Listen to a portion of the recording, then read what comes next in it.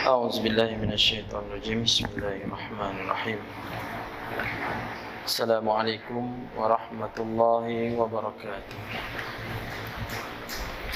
الحمد لله رب العالمين والصلاة والسلام على أشرف الأنبياء والمرسلين وعلى آله وصحبه أجمعين سبحانك لا علم لنا إلا ما علمتنا إنك أنت العليم الحكيم رب اشرح لي صدري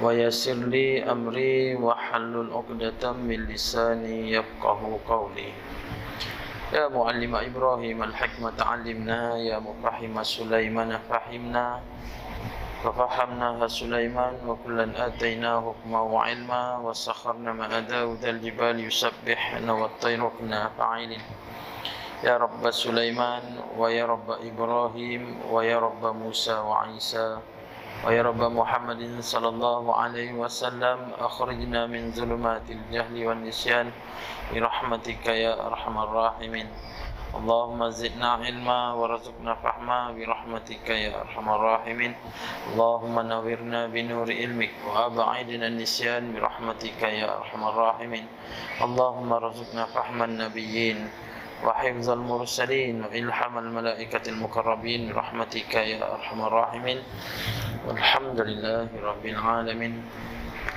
Alhamdulillah, sama-sama kita memanjatkan kesyukuran kepada Allah Subhanahu wa taala, keizinan daripada Allah Subhanahu wa taala.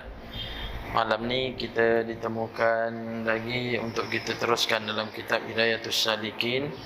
Kita masuk pada fasal yang kedua, adab berwuduk, adab berwuduk. Jadi terlebih dahulu saya mohon maaflah pada jemaah sekalian atas ketidakhadiran saya pada minggu lepas. Dan saya ucapkan ribuan terima kasih pada ibu-ibu, ayah-ayah yang mendoakan kesihatan saya.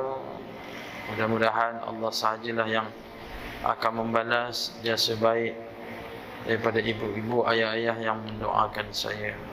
Amin ya rabbal alamin. Hari ini kita sambung pada perkara yang 7, menyelati janggut dan meluas had basuhan muka.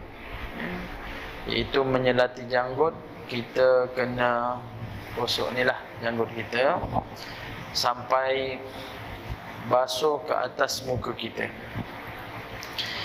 Ibu-ibu, ayah-ayah yang dirahmati Allah Subhanahu wa taala, inilah satu fasal yang kita kena ambil berat tentang wuduk.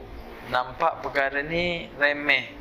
Ramai orang mengerti dengan wuduk, samai tahu nak ambil wuduk, tapi ada orang berwuduk dia secara zahir. Namun demikian dia tidak mengambil wuduk dengan batin sekali. Rupa dalam wuduk ni ada zahir dan juga batin. Yang dikatakan zahir, kita membasuh dengan seluruh anggota wuduk yang 4 itu. Tetapi yang batin dia ialah apabila kita berdoa pada setiap kali basuhan, apa yang kita mula basuh daripada anggota-anggota ketika mana berwuduk. Jadi di situlah dikatakan bahawa wuduk kita dengan wuduk dalaman. Sebab tu orang berwuduk dia kena tertib, salah satu daripadanya rukun, dan dia kena sempurna dan juga berhati-hati. Nak tahu pokok pangkal solat kita khusyuk, bila kita berwuduk pun dalam keadaan khusyuk. Bukan saja zahir tapi batin dia. Sebab tu kalau ambil air sembahyang, berwuduk ni, yang pertama air yang kita buka tu biarlah air yang kecil. Jangan sekali-kali kita buka air tu air yang besar. Kalau yang besar tu dikhawatiri akan berlaku pembaziran. Allah menyatakan orang yang membazir ikhwanus syayatin. Siapa dia ikhwanus syayatin? Dikatakan bahawa bukan sahabat syaitan. Bukan. Dia bukan sahabat syaitan, tapi Allah kata dia saudara syaitan. Maknanya ikatan tu lagi rapat dengan syaitan, bukan kawan-kawan.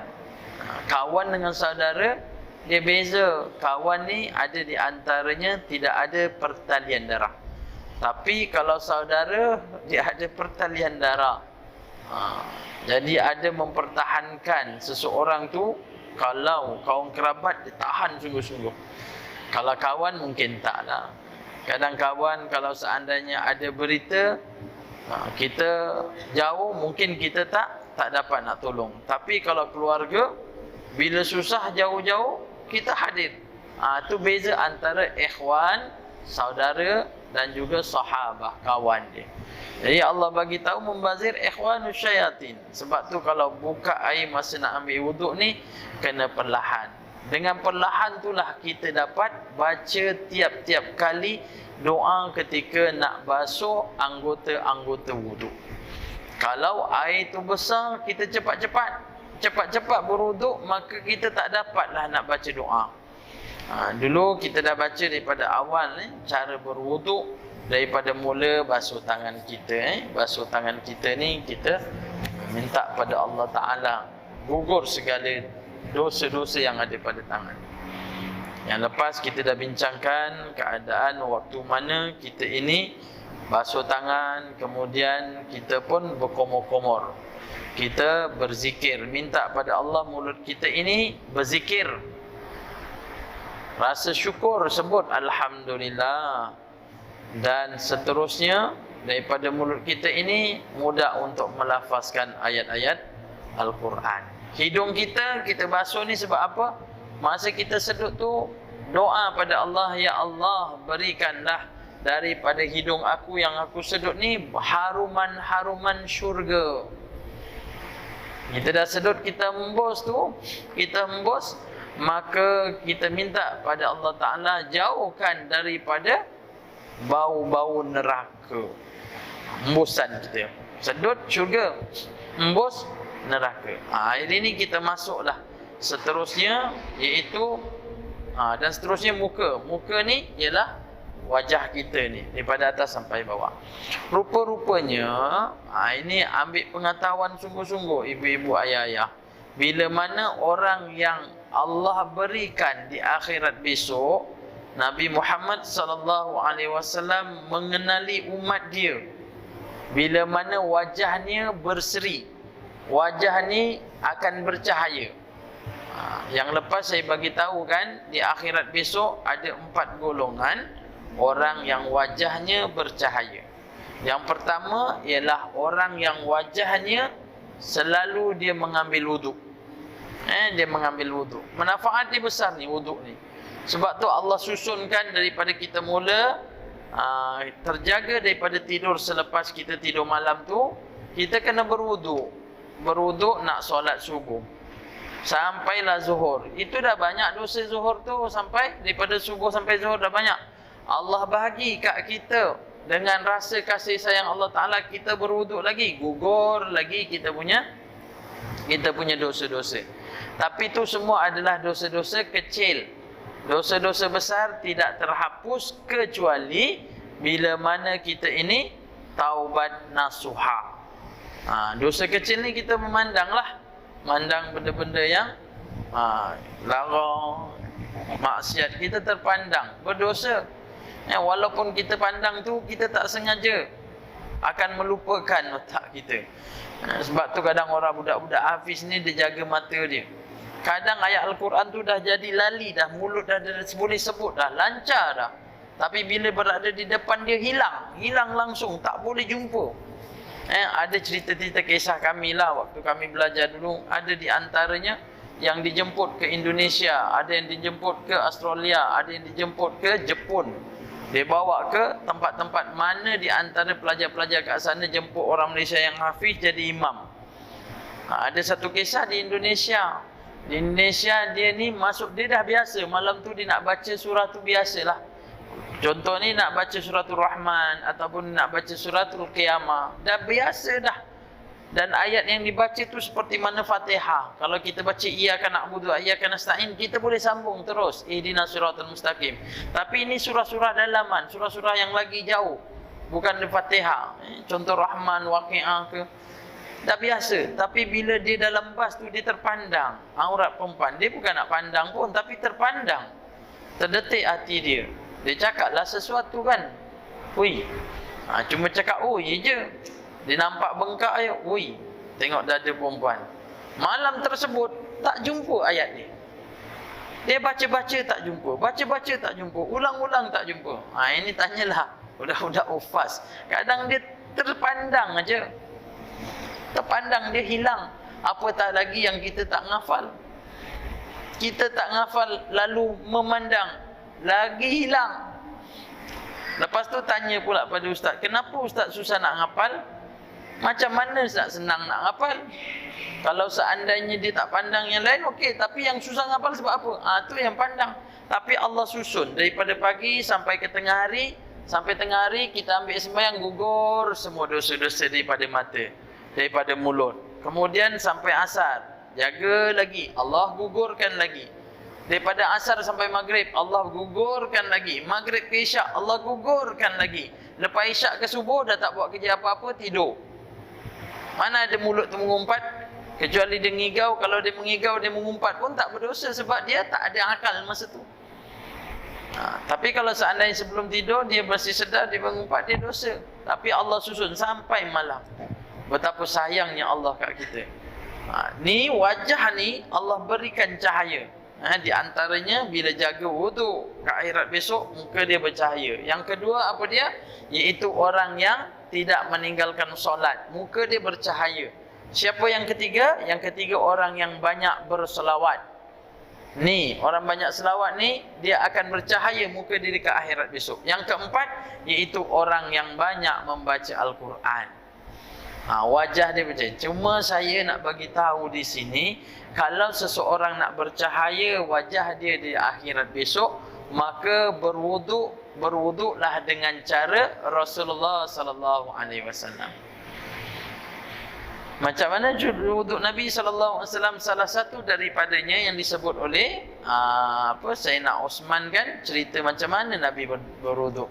Rupa-rupanya ada di antaranya orang ini, dia jadi orang yang muflis di akhirat besok.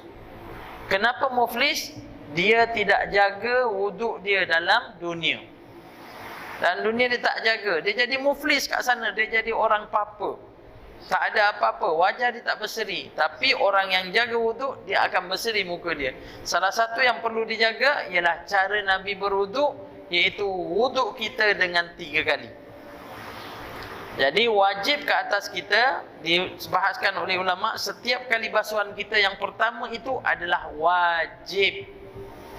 Sebab tu masa basuh yang pertama tu kita sapu pada muka ni, kita kena sapu ni lama, ratakan semua ni. Yang kita sapu sekali, lepas tu ambil, lepas tu sapu. Tak, yang pertama tu kita sapu. Kalau yang tangan tu kita sapu ni sampai siku kan, maka sesungguhnya diajarkan untuk berwuduk, hendaklah kamu lebihkan. Lebihkan. Kerana siku ni kan daripada hujung sampai marafiq, sampai kepada siku. Maka lebihkan sini. Lebihkan sini. Ada di antara sahabat dibasuh sampai ke sini, sampai ke atas. Tapi jangan pula kita warak, kita basuh sini sampai ke sini. Jangan dibasuh daripada siku sampai ke atas. Sebab apa? Aku dengar kata ustaz kata kita kena basuh lebih sini sampai sini. Yang sini dia tak basuh, maka tak sahlah dia punya wuduk dia. Yang basuh, maka basuh lebihkan. Maka kat situ 3 kali. Nabi buat 3 kali. Ada hadis mengatakan 2 kali, tapi masyhur dengan 3 kali. 3 kali menjadi sunnah Nabi SAW. Muka pun sama, 3 kali. Dia akan bercahaya di akhirat besok. Itu dikatakan bahawa cara Nabi. Sama juga dengan rambut. Rambut ni Allah berikan ke atas kita ni, siapa yang basuh kepala dia ke atas semua tu, itu yang lebih afdal. Lebih afdal. Macam mana nak basuh kepala kita? Maka kita ambil air ni, kita jangan terus siramkan. Kita ambil, kita lepaskan. Ambil kita punya ni, letakkan kat tepi. Letakkan kat tepi ni, terus tarik ke belakang. Kalau boleh, yang lebih baik ialah semua rambut. Selalu kan kita macam ni kan. Kita macam ni. Afdalnya ialah kita ambil, kita lepaskan, buat macam ni, letakkan di tepi atas telinga dan terus tarik. Tarik. Bacalah doa sekurang-kurangnya, ya apa? Ya Alimu ya Hakim. Ini nama Allah. Ya Allah, Engkaulah yang mempunyai ilmu segala-galanya, ilmu. Engkaulah yang maha bijaksana, Hakim, Engkau yang maha adil. Baca doa tu. Okey, ini di antaranya waktu kita nak berwuduk. Lepas ni kita ambil lah. Walaupun kita dengar ada di antara orang yang menyangkal ketika berwuduk tidak boleh baca doa-doa tu, sebab Nabi tak ada pun baca doa tersebut. Benar, memang tak ada hadis Nabi bacakan setiap kali yang ini semua, tak ada. Tapi di dalam kitab-kitab yang dibahaskan dan dikarang oleh ulama-ulama boleh menjadi ikutan ke atas kita. Tapi ada orang memang tolak rad betul, ditolak langsung tak boleh. Kalau itu Nabi tak buat, kenapa nak buat? Maka kita kena ambil juga di antara faedah-faedah dia. Kenapa Allah anugerahkan ke atas kita berwuduk? Kena basuh wajah-wajah yang terdedah. Kan, kita berwuduk kan wajah yang terdedah. Leher kita ni kan ke atas terdedah. Yang ada orang pakai baju lengan dia pendek kan terdedah lengan-lengan tu. Kaki pun sama, pakai seluar. Mana ada orang keluar pergi mana-mana, pergi masjid pun pakai stokin. Semua pakai kaki ayam. Masuk semua pakai kaki ayam. Sebab tu dikatakan berwuduk. Sebab apa? Di antaranya ada 3. Apa yang pertama, di antara kelebihan manfaat dia, rupa-rupanya wajah kita ni yang kita basuh semua adalah tempat-tempat yang terdedah. Ni tempat yang terdedah. Ada orang basuh, ambil wuduk, dia basuh ketiak. Tak ada kan? Tak ada orang basuh ketiak.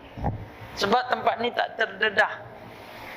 Dan terdedah itulah manfaat kelebihan kedua berwuduk. Tempat terdedah itulah daripada kajian sains adalah tempat-tempat yang mudah dijangkiti penyakit. Sebab itulah Allah bagikan kepada kita, bila kita berwuduk, tempat-tempat tu yang kita basuh. Betul tak? Ada orang bahaskan, kenapa Ustaz? Kita dah berwuduk, kita dah berhadas kecil. Kan? Kita dah berhadas kecil, kita basuh tangan, basuh muka, basuh tangan, basuh kepala, basuh kaki. Tiba-tiba kita terkentut. Yang jahat mana?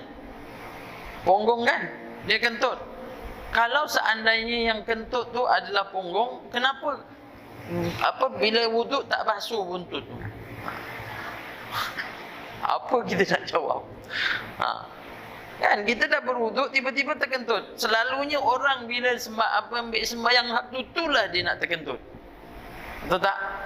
Selalunya macam itulah. Duduk-duduk macam ni dia tak rasa nak terkentut tu, tak ada rasa. Tapi bila kita dah basuh tangan, dah basuh kepala, masa itulah, alamak, lepas juga. Betul tak? Sebab apa? Itu dikatakan bahawa hikmah Allah Subhanahu Wa Taala, kajian sains, tangan-tangan kita ni tersentuh dengan air. Rupanya semua dia akan keluar. Dia akan keluar. Allah bahagi sebelum kita wuduk, sebelum kita sembahyang, dia bagi keluar. Tak apalah, biarlah keluar. Bila kita nak ambil sembahyang, nak terkentut, jangan kita tahan-tahan. Dikhawatiri masa kita sembahyang nanti lagi kuat ditolak. Itu yang bila tahiyat awam menggigil-gigil, kita duduk sebelah tu tengok orang sebelah menggigil. Menggigil bukan sejuk kipas besar, tak. Sebab apa? Sebab dia nahan. Maka buangkanlah, buangkan, lepaskanlah. Tapi tengok-tengoklah agak-agaklah. Kalau orang sebelah ada tu, pergilah keluar dulu tempat lain, buang tempat lain. Jangan kat situ juga, bila dah masuk, bom dia bagi. Orang sebelah kata betul-betul tak beradab. Islam ajar kita dengan adab. Kita belajar ni pun kita tak tahu. Mana ada hukum daripada agama-agama lain yang berpandukan daripada kitab-kitab dia, kecuali daripada agama Islam yang diajarkan dengan tata tertib. Mana yang Nabi SAW tak ajar kepada kita? Semua Nabi ajar, daripada sehalus-halus sampailah sebesar-besar perkara. Daripada rambut sampai kaki, carilah. Memang Nabi semua bahaskan betapa halusnya Islam tu ajar kepada kita. Ada tak Nabi ajar kita berjalan? Ada. Ada tak? Ada. Ada tak Nabi mengajar kita berlari? Ada. Ada. Mana dia? Nabi berlari-lari mengejar isterinya di dalam rumah. Cuma kita je dah tak buat. Sebab apa? Macam mana nak lari? Jalan pun dah oyong-ayang nak lari benda. Nabi ajar. Daripada rambut, Nabi ajar macam mana sisipan rambut Nabi SAW, macam mana pemotongan rambut Nabi SAW, cuping ataupun hingga ke bahu. Daripada rambut, Nabi ajar tak tentang kening? Ada. Nabi ajar tentang kening. Nabi pesan, jangan kamu cukur kening, jangan kamu cabut kening, Allah laknat, malaikat laknat. Nabi laknat orang yang buat demikian. Daripada mata, ya, Nabi ajar ke atas mata. Buat apa? Maka celaklah kamu sebelah malam, bukan celaklah kamu ketika nak pergi jemputan kahwin. Nabi ada cakap pergi jemputan kahwin tak? Nabi kata pada waktu malam nak tidur, sebab bila kita tidur pakai celak daripada ismit, dia akan memberikan cucian pada mata kita. Pakailah celak daripada celak ismit. Bukan ismit ulam raja, tapi ada batu yang serbuk dia tu, nama dia batu ismit. Dia serbuk. Yang sekarang kita pakai pensil tu, pakai celak tu, bukan. Pakai ismit, bangun pagi cuba tengok tepi ni penuh dengan saki-baki daripada kotoran toksit ni. Mata lah Nabi ajar. Hidung Nabi ajar. Daripada wuduk ni Nabi ajar hidung tu. Sebab bila tidur malam, tempat tidur di antaranya, kitab Sarimul Batar kata, inilah tempat tidur syaitan. Tempat tidur syaitan ni hidung. Sebab tu bila mula ambil sembahyang, waktu pagi tu kena hirup. Hirup tu doa minta bau syurga. Bos, jangan bagi bau neraka. Syaitan-syaitan kat dalam tu habis semua, dia keluar. Ni ajar untuk hidung. Mulut Nabi SAW ajar dengan siwak.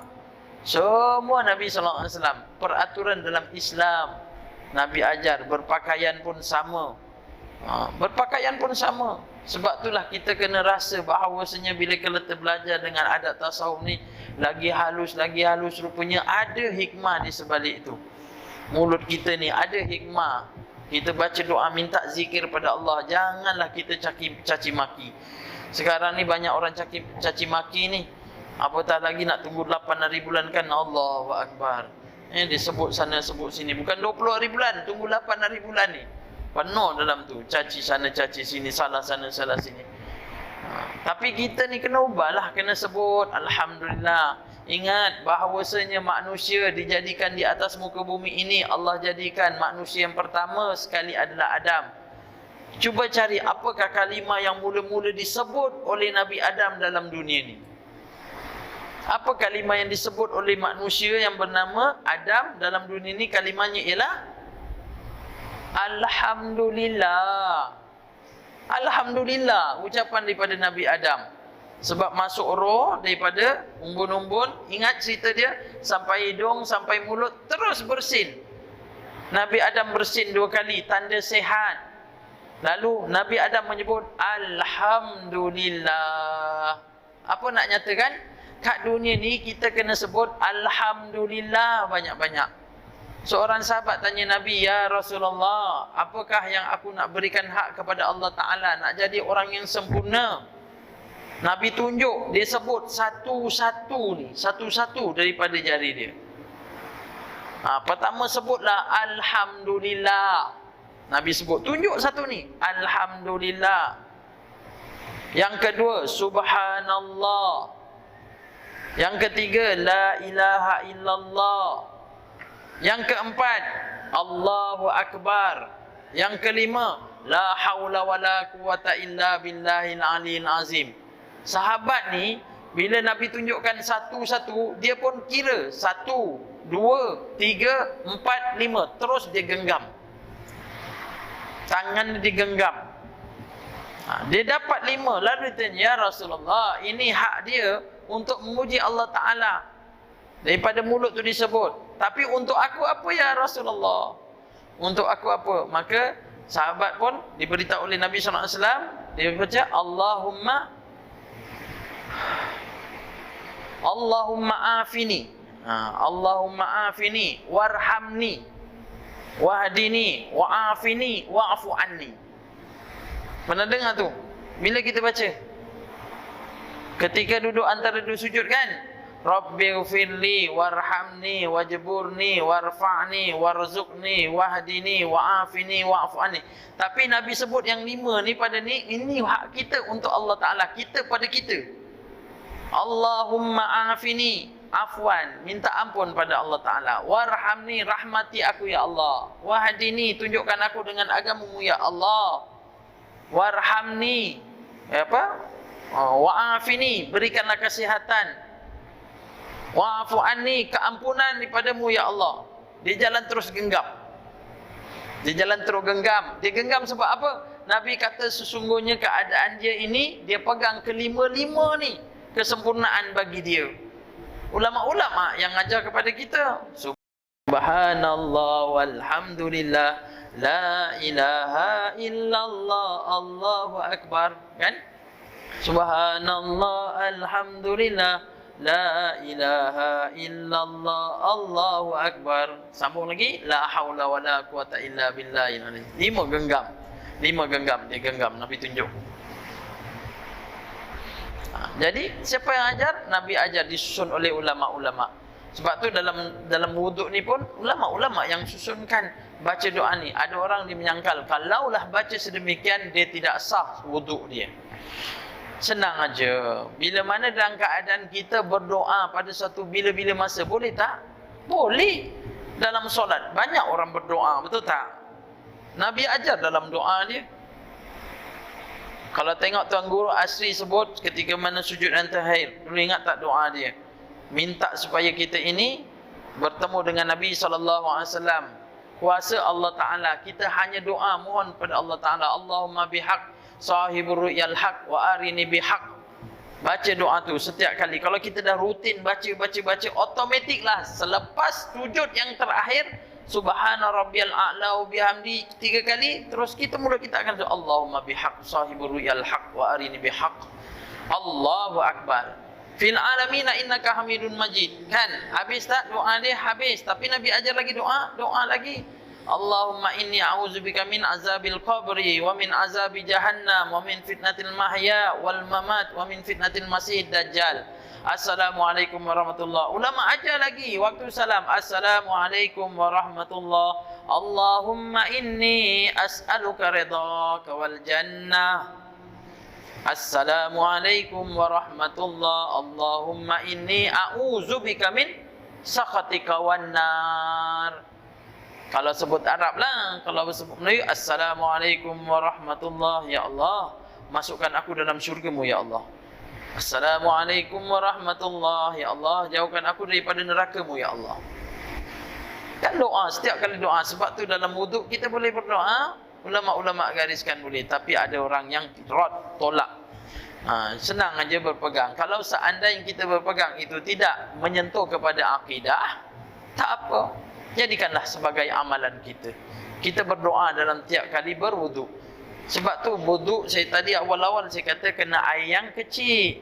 Bila air yang besar, dapat yang besar, dia dah tengok air dah semangat tu, dia dah tak baca doa dah. Bila air kecil tu dia tak ada tu kan, dia dah berdoa dah. Ya Allah, jadikanlah muka aku ni muka yang bersinar, bercahaya daripada mahsyar ini ya Allah. Basuh, sapu. Tak adalah besar-besar sangat. Okey, kita bermula pada perkara yang ke-7. Menyelat janggut dan meluas had basuhan muka, dan sunat menyelat-nyelatkan janggut yang tebal, dan sunat membasuh muka melebihi had wajahnya, baik iaitu dinamakan al-ghurrah, iaitu cahaya putih di dahi. Kerana Nabi SAW bersabda, inna ummati yud'auna yaumal qiyamati ghurran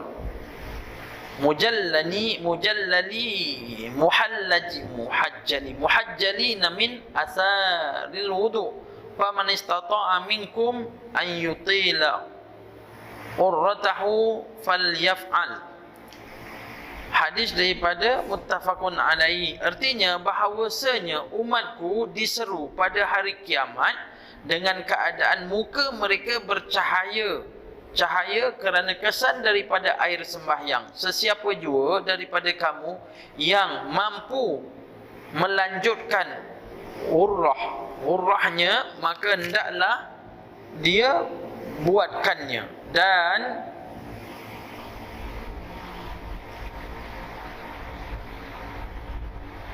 kehinggakan urrah, iaitu ialah membasuh setengah lehernya, bahagian hadapan kepalanya, muka itu membasuhnya 3 kali. Maksudnya kat mana? Tadi dia kata kat urrah ni tempat putih. Ni sebelah putih. Kita tengok kan di antara nak sampai ke rambut ni putih. Kalau kita tak pernah botak, kan kita tak pernah botak, tiba-tiba rambut kita ni banyak, kita botakkan. Mula-mula kita botak, kita nampak perbezaan antara kulit yang tumbuh rambut dengan yang tak ada rambut. Ni kata sampai buzah. Lebihkan. Sebab tu kadang ada orang ambil sembahyang, dah sembahyang dah akhir sekali tu kan, dia buat sembahyang dia buat macam ni. Dia tarik sampai bawah. Lebihkan. Lebihkan. Cuma ada yang ditanya, Ustaz, kalau saya ambil sembahyang, saya tak sapu, disurah je. Jadi air dicurah je lah, dia tak gosok. Boleh tak? Boleh. Pertama, dia tak dapat buat 3 kali. Sentiasa je tu kan, dia tak dapat buat 3 kali, tak dapat sunnah Nabi. Dikatakan muka yang bercahaya ialah muka yang dalam keadaan dibasuh 3 kali. Sama juga ibu-ibu, ayah-ayah datang pergi masjid berjemaah, diampunkan dosa kita ni. Doa daripada ikan-ikan di lautan ialah orang yang mengambil air sembahyang daripada rumah. Daripada rumah. Kalau daripada sini tak dapat fadilat yang itu.